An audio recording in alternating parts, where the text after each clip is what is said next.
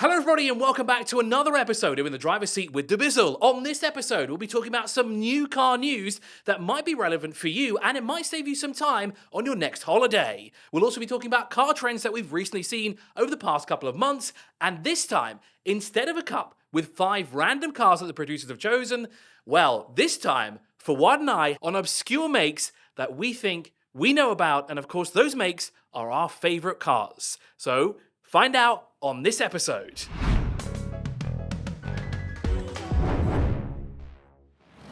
Let's start with the breaking news that came out recently on the 10th of June, Monday, a couple of weeks ago.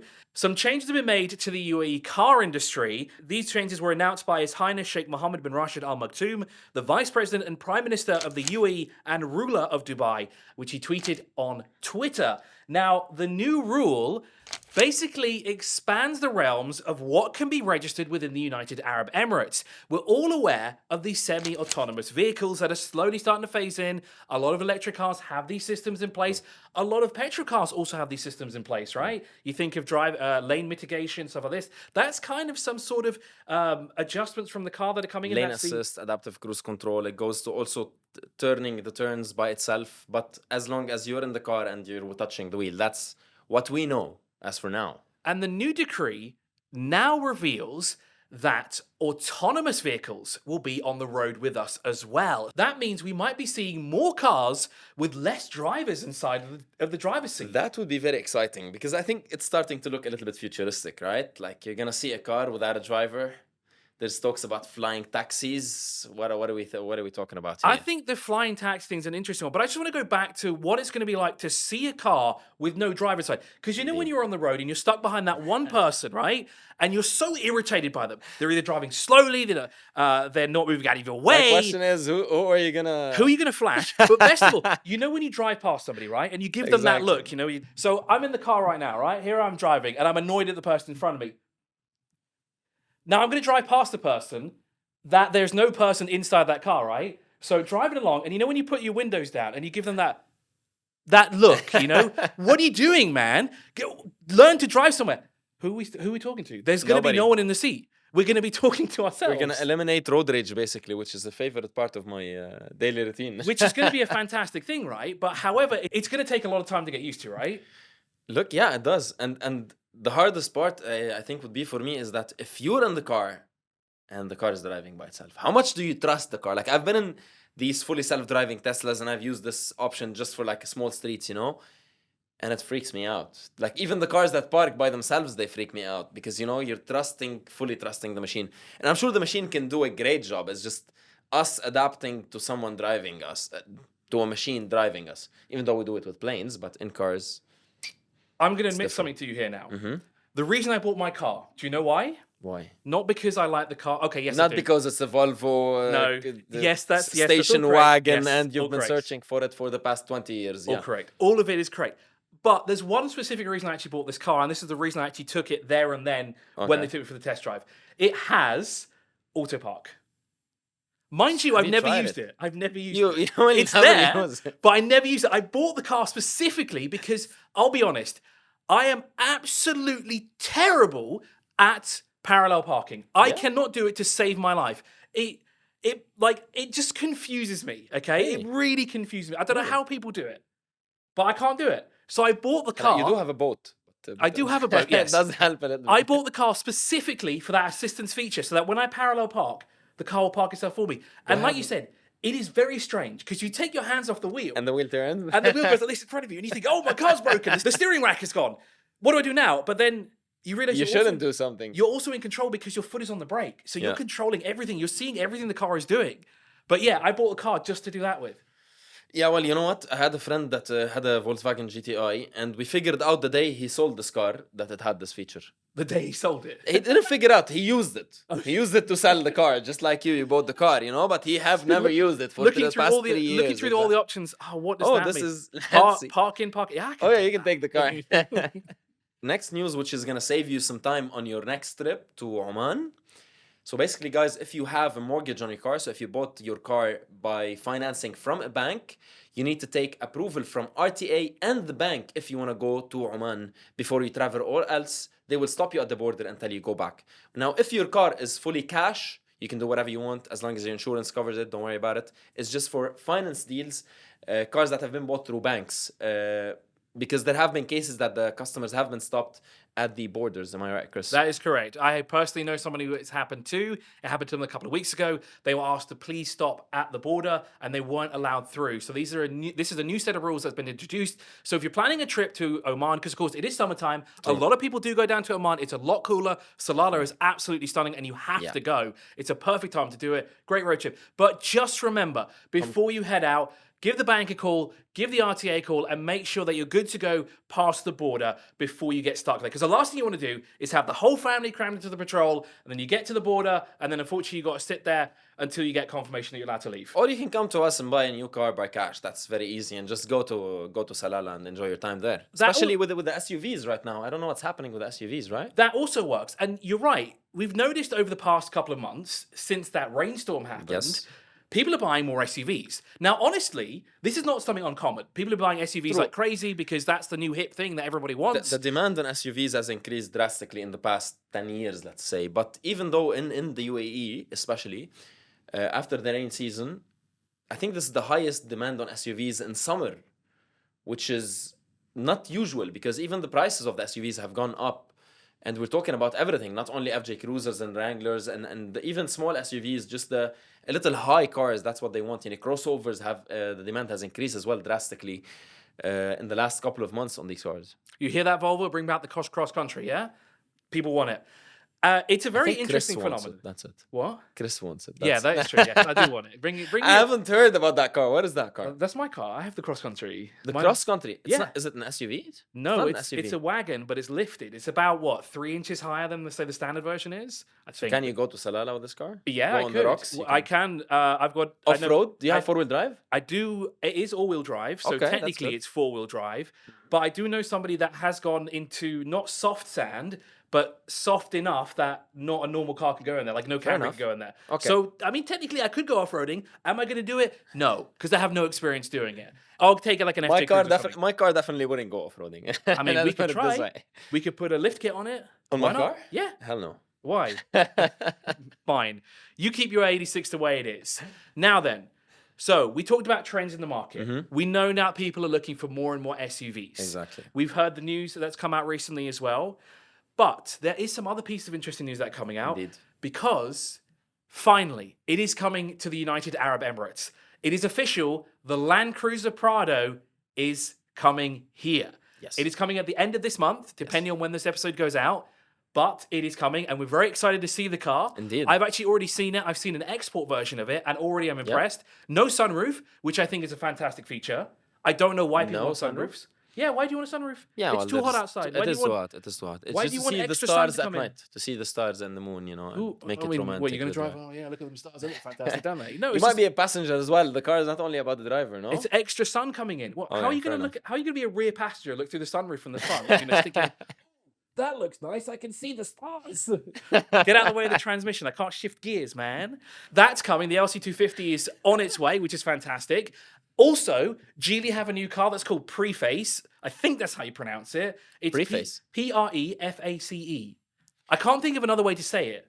Okay, fair enough. Preface? Preface is good, yeah. The biggest question for me is, when the car has a new shape that comes out, we call it a facelift. Yeah. So when you refer to the old model of it, is it called a old shape or pre-facelift? Facelift. I don't know. It's confusing. I guess we'll find out in a couple of years when they hit the market, right? Yeah, exactly. If there's going to be a facelift in it. It looks like a fantastic car. Looking forward to driving it. Now, on to our final segment, Fouad. My favorite thing at all. We decided now this time... Before that, I just want to talk about how exciting it is that we are watching Formula 1 and there's actually a competition. Oh, yes. This is something amazing, guys, because for the past couple of years, Verstappen has been dominating. Since the last race in 2021, we didn't have a competition in F1, really. And I think we're all F1 fans would agree with me that we're all excited to watch F1 races.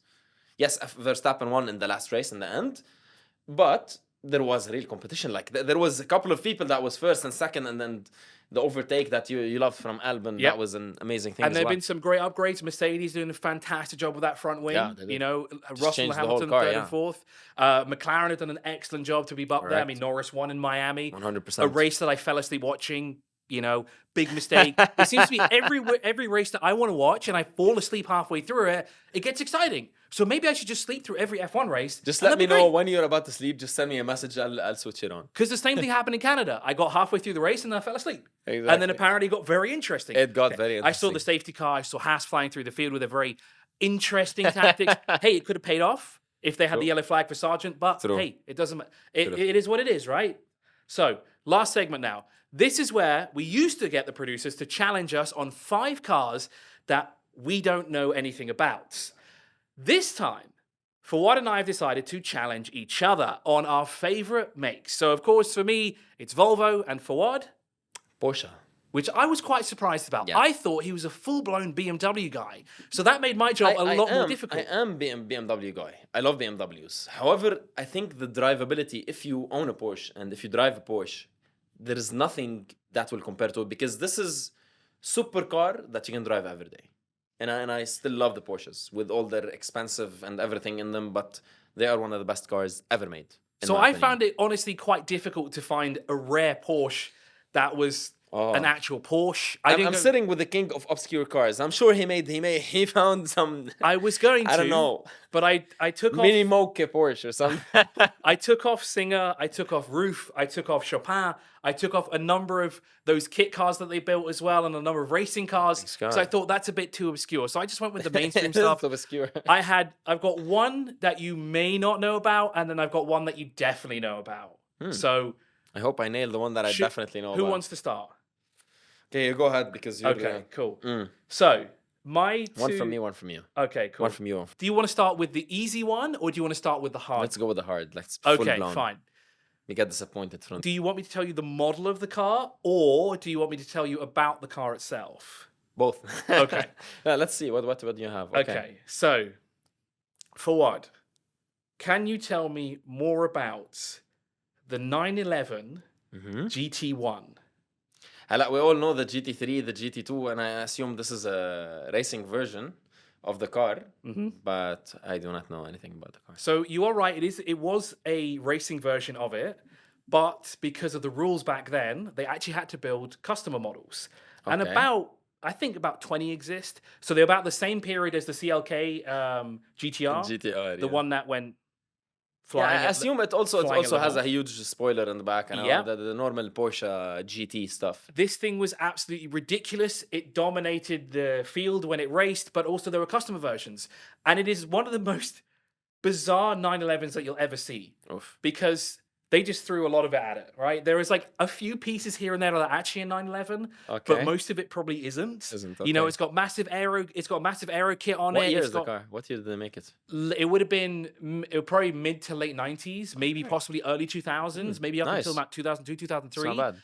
I've never actually seen one in person. I've seen the others. I've seen the There's CLK. 20 in the world. That's very hard to see it, no? But hey, you would have thought one would surface here at some point, right? Yeah. Apparently, there is only one yellow one as well. In the Found that UAE? out- No, in the whole world. In the whole world. Yeah. One yellow one. And I don't think that was a factory color because most of them were either white or silver, if I'm not mistaken. Probably wrong. Maybe a Makes black sense. one here and there. What Volvo have I? This is where I fail, and he's going to probably give me like an aircraft engine. No.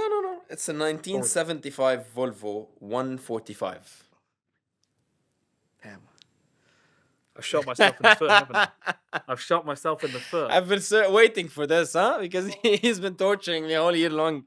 Oh my god, my Volvo knowledge doesn't go that far back, unfortunately. Yeah, you got me. So it's an estate car, right? The makes it UK's even worse. rarest cars. It's one of only 57 left. The definitive ranking of the best made, most culturally significant cars of all time. It got worse. It's a station wagon. It's Indeed. rare, and it's in Indeed. the UK. Indeed. That's why I was so excited. Oh, right. Okay, 0-0. Amazing. Was good. My second car, and this one 100% Okay. you're going to get because this is probably one of the most iconic Porsches No that's pressure, been built over the past couple of years. 918. No. It is, though, a manual V10 powered beast. The Carrera GT. There you go. I knew you'd get that one. See, that was my easy one. The Carrera GT. Tell It me is- more it is about an the easy car. one. Huh? Tell me more about the car. It's a very iconic car, first of all. The looks of the car doesn't look like a normal Porsche. It came as a Spider, which is actually a roofless car. Roofless? Opens the roof. Yeah, I think something like that, Anyway, the car is, like you said, it's a V10, I think, powered car. It's one of the only V10 Porsches in Was the it world. 5.2? If I'm not mistaken, yeah. If I'm not, I don't remember exactly the. You can liters see of the that engine. Fouad put a lot of effort into the cars that he chose for me. I just went, what are the weirdest Porsches that I can think of off the top of my head? It took me 5 Should have gone with the minutes, Chopin 962. I would have definitely lost that one. But yeah, the car it looks beautiful. They didn't make a lot of it in the world as well. I think it's limited to 150, 200 pieces, something like that. And there are way less of them in the world nowadays. Exactly, and the car sells for crazy amounts. And I mean crazy. And the most famous color for that was silver as well. And interesting enough, they put it in the Need for Speed. And one of the Need for Speed, you remember there was a Need for Speed Porsche? And this was like the iconic car of the game. You didn't know that there was a Need for Speed Porsche? I know that there was a very old. Porsche-specific Need for Speed. And if I'm not mistaken, they had the license to Porsche for many years. Yeah. So a number of companies and video games didn't have Porsche in that for that reason. It was my favorite game. You could even in that game, you could buy like a banked Porsche, fix the car, and then resell it for a higher value, and that's how you make money to buy more and more Porsches. So that's how you built your and you race around the beautiful tracks all in Porsches. So that's how you build up your resume. You bought and sold cars in Need for Speed. Exactly. Porsche edition. I think it's the most beautiful. I wish that they would make another Need for Speed just like that, just like a little bit with new features. I've been playing Most Wanted recently. The 2005 version, sorry, not the 2012 version. Everything's just brown. All right. For the next, on the morning of 14 April 1927. This car, wait, was this when Volvo was made? Or did this car come out? Because The first Volvo car drove out of the factory. Unbelievable. Gates in Gothenburg on the west coast of Sweden. The car was officially called... I don't know. All I know is the 14... This is when is this literally when the first Volvo ever rolled out the show? Yes. On the 14th of April. 1927. This explains so much. This explains why I like Volvo. My birthday's on the 14th of April. Is it? That seriously? explains it. Amazing. It is. What a weird coincidence. I like the coincidence. I guess this one I'm going 0 for 2 because I can't even shoot a name out there. The oldest thing I can think of is an Amazon, but that was like 1950. Yeah. No, it was called officially the OV4. I guess I'm done with this game forever. What's the point of me trying again? And it was an open tourer with a 4-cylinder engine. Damn, so I went 0 for 1 this time round. I guess, there you go. You are now the king of the cars. Okay. Porsches maybe, not Volvos. I mean, I didn't know these cars Next until I time, researched then, them. we'll have to go for brands that we don't know anything about whatsoever. I had fun but with this episode. We have to have at least cars that they at least have maybe 10 models, not like, we're not going to go Elemental, not Spark, 5 Owl. cars in the world. Yeah, no, not into that stuff here. No We'll make Rizvani it tank easy. either. Thank you very much for joining us on this episode. We had a lot of fun on this episode. We covered some awesome topics, especially a lot of news, and of course, car launches that are happening in the United Arab Emirates. We're both extremely excited to see the LC250, and we can't wait to show you more of the car. We had a lot of laughs. I ruined my reputation of being that car guy, but hey, I got time to build it up, right? Maybe we'll just delete all this part that you don't see. So yeah, fantastic. Thank you so much for watching. And if you want to buy or sell a car in the UAE, there's only one way to do it, and that's with dubizzle cars. Buy or sell the easy way. Thank you, very nice.